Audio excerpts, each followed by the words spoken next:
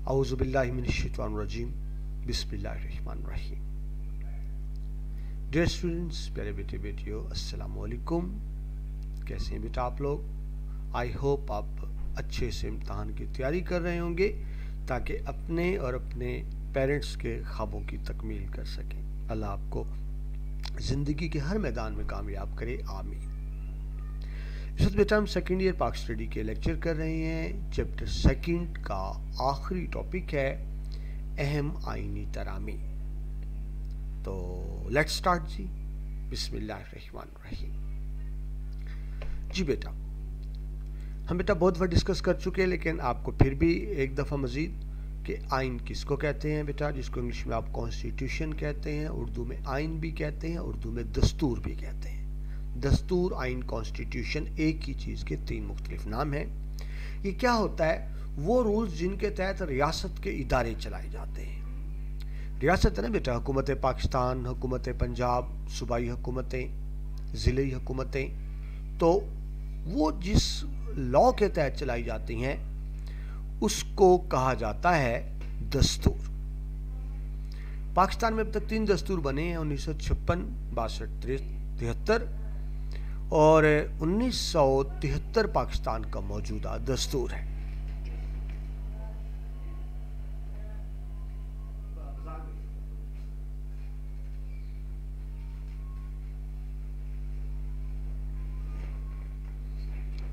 जी बेटा, पाकिस्तान का मौजूदा दस्तूर 1973 में बना। पाकिस्तान पीपल्स पार्टी के ने बनाया, जुल्फ़िकार अली भुट्टो ने। अच्छा, ज़हन में रखिए बेटा, जब आइन बन जाता है तो आइन सुप्रीम होता है। 2 चीज़ें होती हैं, मैं आपसे बार बार डिस्कस कर चुका हूँ। एक होता है बेटा कानून, एक होता है आइन। कानून जिसको लॉ कहते हैं वो आवाम के लिए होता है, हमारे लिए होता है। क्या जायज़, क्या नाजायज़, क्या चीज़ जुर्म है, उसकी क्या सज़ा, इसको कानून कहते हैं। Just to regulate the conduct and behave of the people.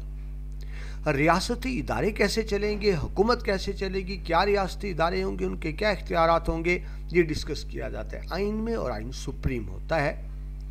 कानून सिंपल यानी हाफ मेजॉरिटी से बन जाता है, 51% जिस तरफ हो जाएंगे कानून बन जाएगा। लेकिन क्योंकि कॉन्स्टिट्यूशन सुप्रीम होता है, बरतर होता है, तो आइन सादा अक्सरियत से नहीं बनता, 2/3 अक्सरियत, 2/3 मेजॉरिटी चाहिए होती है, क्योंकि आइन सुप्रीम होता है। मुल्क में कोई भी कानून ऐसा नहीं बनाया जा सकता जो आइन से मुतसादिम हो या कंट्रेरी हो। ठीक है बेटा, ये तो आइन की अहमियत हो गई। अब जब आइन बन जाता है तो जाहिर है बेटा, जो असेंबली आइन बना सकती है वो आइन में तब्दीली भी कर सकती है, अमेंडमेंट्स भी कर सकती है। तो 1973 में जब आइन बना, इसको नाफिज किया गया था 14 अगस्त 1973 को। इसके बाद इसमें कुछ तरामीम की गई, अमेंडमेंट्स की गई।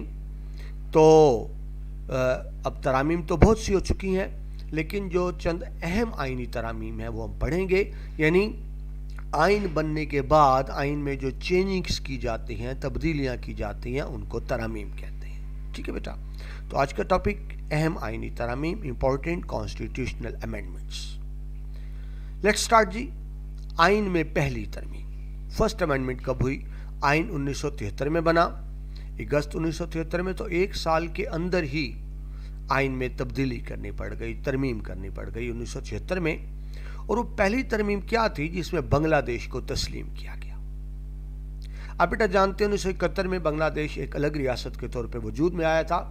अब जाहिर है पाकिस्तान तो उसे नहीं मानता था बांग्लादेश को। पाकिस्तान तो ही कहता था हमारा हिस्सा है, मशरकी पाकिस्तान है, और मुजीबुर रहमान का ये गलत इक़दाम है, गैर कानूनी इक़दाम है, वो हमारे पाकिस्तान का हिस्सा है। लेकिन 1974 में बेटा आप जानते हैं पाकिस्तान में इस्लामी सरबराह कॉन्फ्रेंस हुई थी। तमाम दुनिया के मुस्लिम सरबराहान पाकिस्तान आए। तो कुछ दोस्त मुस्लिम ममालिक ने ये ख्वाहिश का इजहार किया कि क्योंकि बांग्लादेश भी इस्लामी मुल्क है तो उसके सरबराह को भी, यानी बांग्लादेश के वज़ीर आज़म शेख मुजीबुर रहमान को भी कॉन्फ्रेंस में शामिल होना चाहिए। लेकिन मुजीबुर रहमान किस तरह से शामिल होते? पाकिस्तान तो तस्लीम ही नहीं करता था बांग्लादेश को। लिहाजा मुज़ाकरात किए गए हुकूमत पाकिस्तान से भी, और हुकूमत पाकिस्तान को मजबूर किया गया। ये दोस्त मुल्कों ने, ये नहीं कोई प्रेशर से मजबूर किया, जिस तरह एक दोस्ती में होता है कि पाकिस्तान बांग्लादेश को तस्लीम करे एक अलग कानूनी रियासत के तौर पर, ताकि बांग्लादेश की नुमाइंदगी भी हो सके।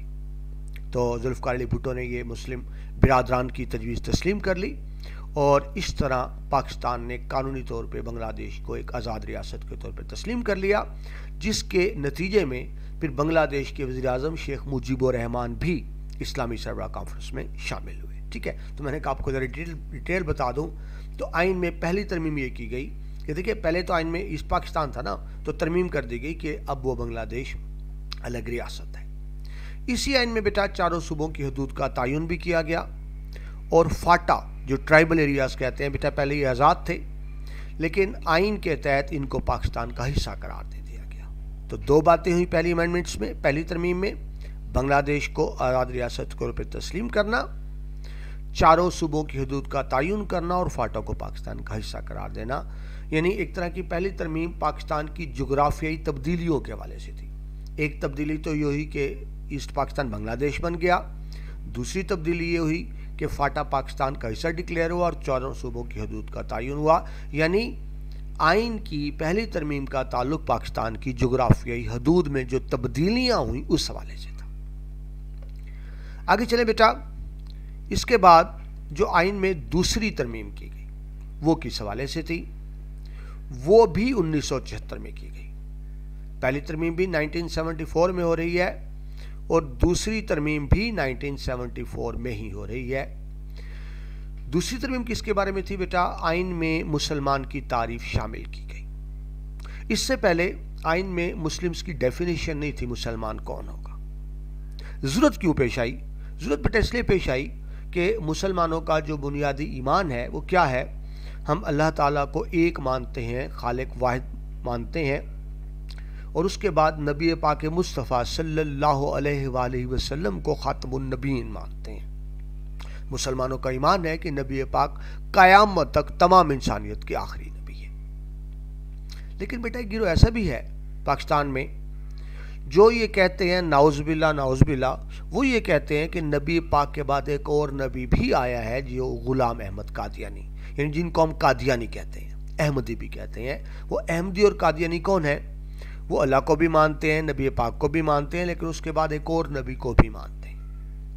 تو مسلمانوں کے لحاظ سے وہ غیر مسلم ہے، کیونکہ مسلمان تو ہے ہی وہی نبی پاک کو آخری نبی مانتا ہو۔ ہم ان کو غیر مسلم کہتے تھے، لیکن قادیانی اپنے آپ کو مسلمان کہتے ہو، کہتے نہیں جی ہم تو مسلمان ہیں۔ تو اس وجہ سے آئین میں ترمیم کرنی پڑی۔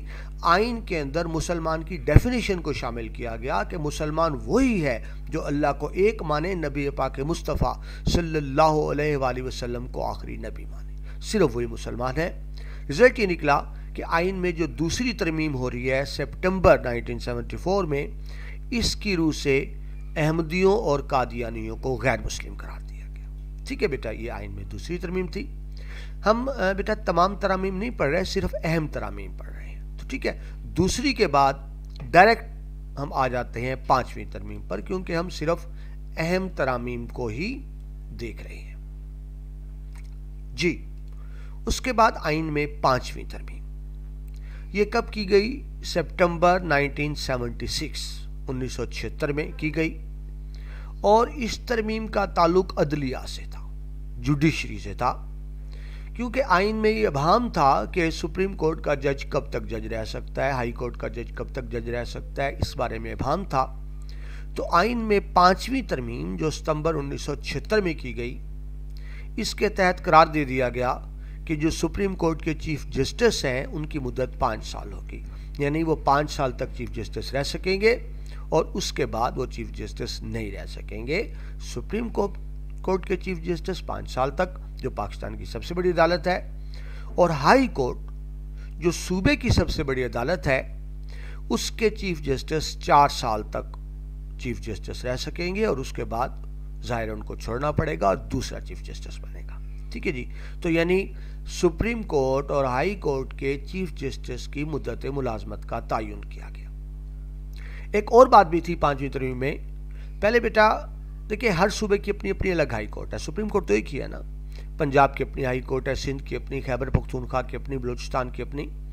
تو اب یہ ڈکلیئر کیا گیا کہ ججوں کے باہمی تبادلے بھی ہو سکیں گے، یعنی ایک جگہ، پہلے ایسا نہیں تھا۔ اب یہ آئین میں یہ گنجائش نکالی گئی کہ جہاں ضرورت ہو تو ججز کے باہمی تبادلے بھی کیے جا سکیں گے۔ یہ بیٹا پانچویں ترمیم تھی۔ آگے چلیں جی، ہماری آئینی تاریخ کی بہت اہم ترمیم 8ویں ترمیم. یہ آپ کی بک میں تو پوائنٹ نمبر 4 دیا ہوا ہے، لیکن یہ ترمیم کون سی ہے؟ 8ویں، کیونکہ ہم صرف اہم ترامیم کو پڑھیں. اس کی بیٹا بہت اہمیت ہے ہماری آئینی تاریخ میں 8ویں ترمیم کی. آپ کو تھوڑا سا پہلے پس منظر بتا دو، ورنہ شاید آپ کو بات سمجھ میں نہ آئے. جنرل ضیاء الحق نے ذوالفقار علی بھٹو کی حکومت کو ختم کر کے 5 جولائی 1977 کو ملک میں مارشل لا لگا دیا تھا. فوج نے اقتدار سنبھال لیا اور جنرل ضیاء الحق چیف مارشل ایڈمنسٹریٹر بن گئے. لیکن ظاہر ہے پاکستان کا بھی دباؤ تھا، عوام کا بھی دباؤ تھا، اور بین الاقوامی طاقتوں کا بھی دباؤ تھا کہ فوج کی حکومت کو ختم کیا جائے، مارشل لا کو ختم کیا جائے. تو اس دباؤ کے تحت جنرل ضیاء الحق کو الیکشن کرانے پڑے 1985 میں. 1985 میں الیکشن کرائے گئے، اگرچہ وہ نان پولیٹیکل بنیاد پر تھا، لیکن بات ہو گئی نا کہ عوامی الیکشن ہوئی. اب بڑی انٹرسٹنگ صورتحال بن گئی. دیکھیں، جہاں جمہوریت ہوتی ہے وہاں فوج کی حکومت مارشل لا نہیں ہوتا، اور جہاں مارشل لا ہوتا ہے وہاں جمہوریت نہیں ہوتی. لیکن عجیب صورتحال بنی کہ الیکشن بھی ہو گئے، جمہوریت بھی آ گئی، اسمبلی بھی بن گئی، اور جنرل ضیاء الحق نے ہی اسمبلی میں سے ایک سندھ کے ایم این اے تھے محمد خان جنیجو، ان کو وزیر اعظم نامزد کیا. تو اب اسمبلی بھی موجود ہے، وزیر اعظم بھی موجود ہے، اور ملک میں مارشل لا بھی ہے. یہ تو نہیں ہو سکتا نا کہ جمہوریت بھی ہو اور فوجی حکومت بھی ہو، کیونکہ جب مارشل لا ہوتا ہے تو جمہوری حکومت نہیں ہوتی. لیکن جب جمہوری حکومت بحال ہوئی تو پھر جنرل ضیاء الحق پہ دباؤ بڑھا کہ ملک سے مارشل لا کو ختم کریں. اب جنرل ضیاء الحق نے ایک شرط لگا دی اسمبلی کے سامنے کہ ٹھیک ہے جی، میں مارشل لا ختم کر دیتا ہوں اور خود بھی ریٹائر ہو جاتا ہوں آرمی سے، لیکن میری ایک شرط ہے کہ آئین میں تبدیلی کی جائے اور صدر کو یہ اختیار دیا جائے کہ اگر صدر سمجھتا ہے کہ اسمبلی قانون کے مطابق نہیں چل رہی تو صدر اسمبلی کو توڑ سکے. یہ صدر کو اختیار دیا جائے. اگر ضیاء الحق نے یہ مطالبہ رکھا، جس کو انگلش میں آپ بارگین کہتے ہیں نا، بارگین کرنا، کہ اسمبلی یہ ترمیم کر دے قانون میں کہ اگر صدر مناسب سمجھے تو اسمبلی توڑ سکتا ہے، تو اگر اسمبلی یہ ترمیم کر دیتی ہے تو پھر میں ملک سے مارشل لا ہٹا لوں گا اور خود بھی وردی اتار دوں گا، ریٹائر ہو جاؤں گا. اب یہ بڑی اہم بات تھی. اس وقت بیٹا جو جنیجو، محمد خان جنیجو تھے بیٹا، وہ بہت قابل انسان تھے اور ایماندار بھی تھے. میں بڑی قدر کرتا ہوں. پاکستان میں چند ایک مخلص سیاستدان تھے جن میں ایک محمد خان جنیجو بھی تھے. محمد خان جنیجو پاکستان کے جو منتخب وزیر اعظم تھے، ان کی ترجیح یہ تھی کہ ہر شکل میں مارشل لا ختم کیا جائے، ہر شکل میں ملک سے فوجی حکومت کو ختم کیا جائے. لیکن جنرل ضیاء الحق نے شرط رکھ دی تھی کہ آئین میں تبدیلی کریں گے تو میں مارشل لا ختم کروں گا. سو جنرل محمد خان جنیجو کو اسمبلی کا اعتماد لیتے ہوئے آئین میں ترمیم کرنی پڑی، جس کو 8ویں ترمیم کہتے ہیں. یہ آئین میں 8th امینڈمنٹ، 8ویں ترمیم نومبر 1985 میں کی گئی، جس کے تحت صدر کو اختیار دیا گیا کہ صدر اگر سمجھے کہ حکومت ٹھیک نہیں چل رہی تو قومی اسمبلی اور حکومت کو تحلیل کر سکتا ہے، یعنی ختم کر سکتا ہے. صدر کو یہ بھی اختیار دے دیا گیا 8ویں ترمیم کے تحت کہ وہ آرمی، نیوی، ایئر فورس، جو فوج کے 3 حصے ہوتے ہیں، ان کے سربراہوں کا تقرر بھی کر سکتا ہے. یعنی صدر نے یہ بارگین کیا، اس وقت کے شرط لگائی کہ مجھے یہ اختیارات دیے جائیں گے تو مارشل لا ختم کروں گا، ورنہ نہیں کروں گا. تو اسمبلی کو یہ ترمیم کرنی پڑی. ایک اور بھی تھی کہ سینٹ کے ارکان کی مدت 6 سال مقرر کی گئی. اچھا بیٹا، صرف سینٹ 6 سال ہے. یاد رکھیں صدر کی مدت بھی 5 سال ہوتی ہے، وزیر اعظم کی مدت بھی 5 سال ہوتی ہے، وزیر اعلیٰ کی مدت بھی 5 سال ہوتی ہے، قومی اسمبلی کی مدت بھی 5 سال ہوتی ہے، اور صوبائی اسمبلی کی مدت بھی 5 سال ہوتی ہے. لیکن سینٹ کی 6 سال اس لیے رکھی گئی کہ ہر 3 سال بعد ممبر تبدیل ہوتے ہیں. ہر 3 سال بعد. تو صرف سینٹ کی 6 سال ہے، باقی تمام اداروں کی 5-5 سال ہے. ٹھیک ہے جی. یہ 8ویں ترمیم. تو اب اہمیت دیکھیں، یعنی 8ویں ترمیم کے تحت صدر کو اختیارات دے دیے گئے. جبکہ پاکستان میں بیٹا پارلیمنٹری سسٹم ہے، پارلیمانی نظام ہے.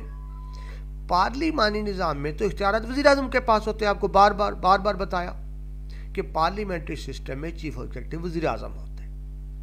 لیکن 8ویں ترمیم کے تحت صدر کو یہ اختیارات دے دیے گئے تاکہ ملک سے مارشل لا کا نفاذ ختم کیا جا سکے۔ محمد خان جنیدی کو یقین تھا کہ وہ ان کو ڈسٹرب نہیں کریں گے، کیونکہ محمد خان جنیدی کو خود ضیاء الحق نے ہی وزیر اعظم بنایا تھا، اعتماد کر کے بنایا تھا۔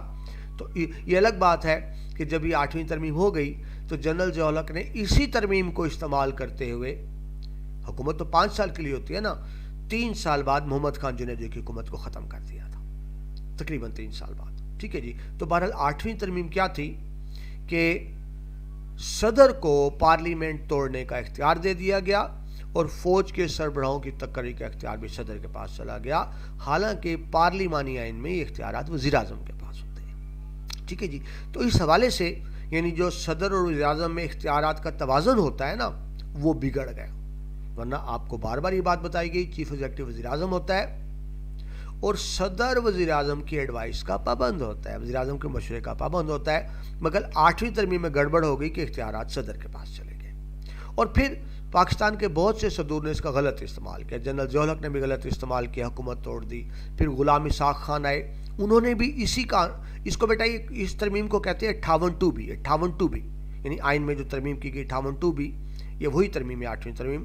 تو اسی ترمیم 58 بھی کے تحت جنرل ضیاء الحق نے بھی اسمبلی توڑی، پھر غلام اسحاق خان بنے، انہوں نے بھی 2-3 اسمبلیاں توڑیں، پھر غلام فاروق احمد لغاری صدر بنے، انہوں نے بھی اسمبلی توڑی اسی قانون کے تحت۔ ٹھیک ہے جی، تو یہ بہت اہم تھی 8ویں ترمیم، تو میں نے کہا آپ کو تفصیل سے بتا دوں۔ ٹھیک ہے جی، آگے چلیں جی، ہم 8ویں ترمیم کے بعد ڈائریکٹ آ جاتے ہیں 13ویں ترمیم پہ، کیونکہ ہم صرف اہم ترامیم دیکھ رہے ہیں بیٹا، ساری ترامیم نہیں دیکھ رہے۔ اگر آپ 13ویں ترمیم پر آتے ہیں تو اس میں کیا کیا گیا، جو صدر کو اختیار دیا گیا تھا واپس لے لیا گیا، کیونکہ آپ کو میں نے بتایا بہت سے صدور نے بڑا ہی گند مارا، بار بار اسمبلیاں توڑتے رہے، اس سے کیا ہوا، جمہوریت عدم استحکام کا شکار ہوئی۔ تو یہ ترمیم کس نے کرائی تھی؟ جنرل ضیاء الحق نے۔ ٹھیک ہے، بعد میں بیٹا جب میاں نواز شریف وزیر اعظم بنے تو انہوں نے ریلائز کیا کہ صدر اس کا بار بار غلط استعمال کریں گے۔ اب کیونکہ بیٹا میاں نواز شریف کے پاس اکثریت تھی وزیر اعظم کے پاس، تو انہوں نے آئین میں پھر تبدیلی کر دی اور صدر کو جو اختیار تھا اسمبلی توڑنے کا وہ واپس لے لیا گیا۔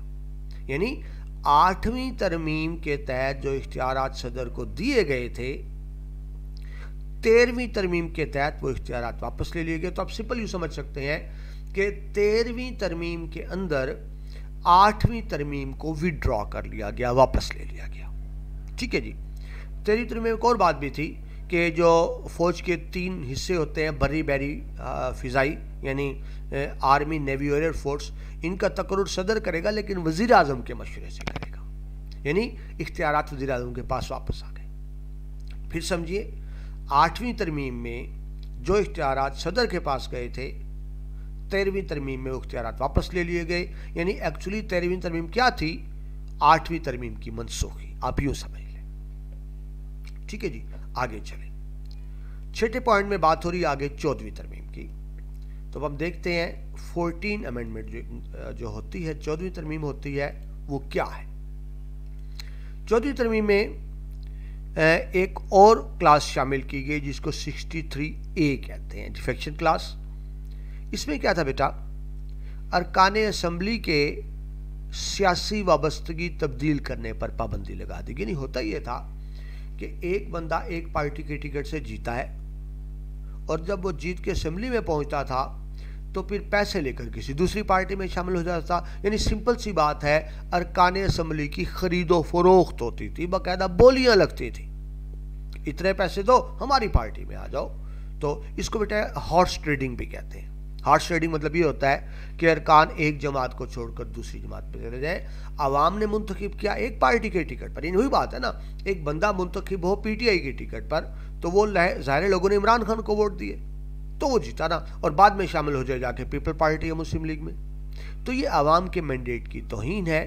تو یہ 14ویں ترمیم کے تحت ہارس ٹریڈنگ یا فلور کراسنگ پر پابندی لگا دی گئی کہ ایک شخص جس پارٹی پر منتخب ہوگا وہ پارٹی تبدیل نہیں کر سکے گا۔ اگر اس نے پارٹی تبدیل کرنی ہے تو پہلے قومی اسمبلی کی نشست سے استعفیٰ دے گا، ریزائن کرے گا، دوبارہ الیکشن لڑے گا۔ یہ نہیں کہ ایک پارٹی کی ٹکٹ پر کامیاب ہوا اور بعد میں دوسری پارٹی میں شامل ہو گیا، اس کی اجازت نہیں ہوگی۔ ٹھیک ہے، تو یعنی 14ویں ترمیم کے ذریعے فلور کراسنگ پر یا ہارس ٹریڈنگ پر पाबंदी लगाई गई। ठीक है जी, आगे चलिए। आगे बेटा हम बात करेंगे आइन में की गई 17वीं तरमीम, 17th अमेंडमेंट। अब जो हमने तफसीली बात की कि 8वीं तरमीम में सदर को इख्तियारात दिए गए थे, 13वीं तरमीम में वापस ले लिए गए, अब 17वीं तरमीम में दोबारा सदर को इख्तियारात दे दिए गए। क्यों दिए गए बेटा? अब जनरल परवेज मुशर्रफ आ चुके हैं, वो भी फौजी सदर है।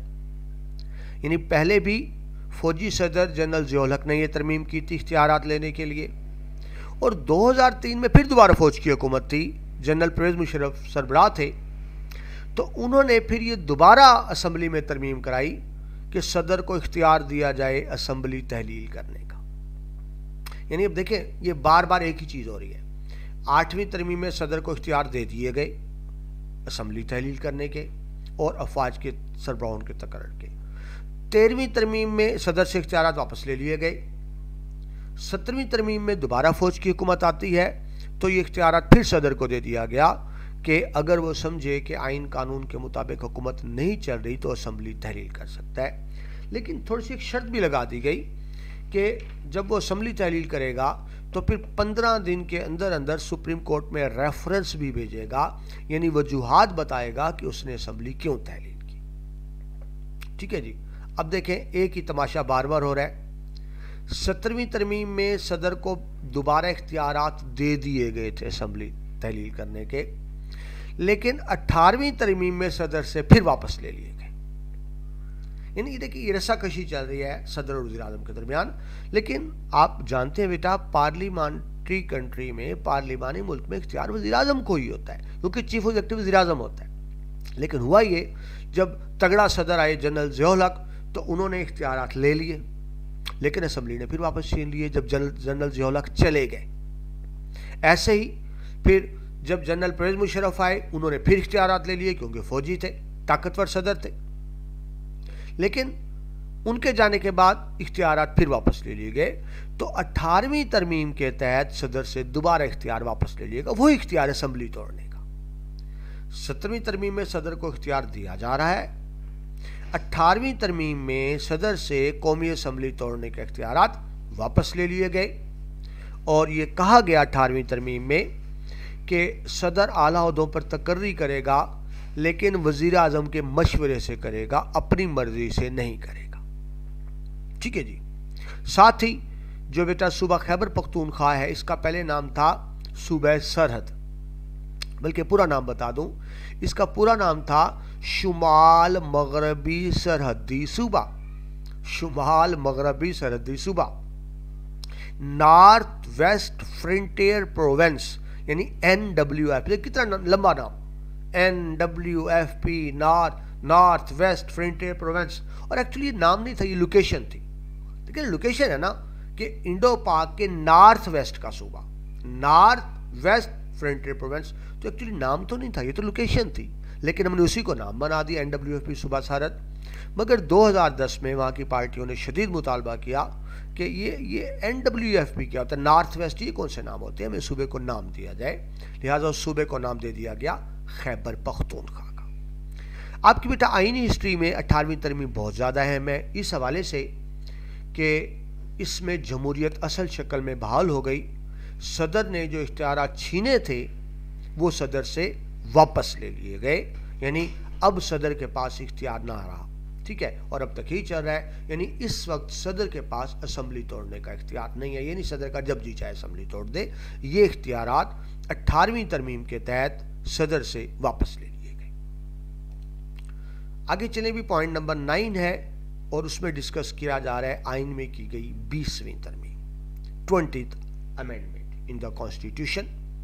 ये फरवरी 2012 में हुई।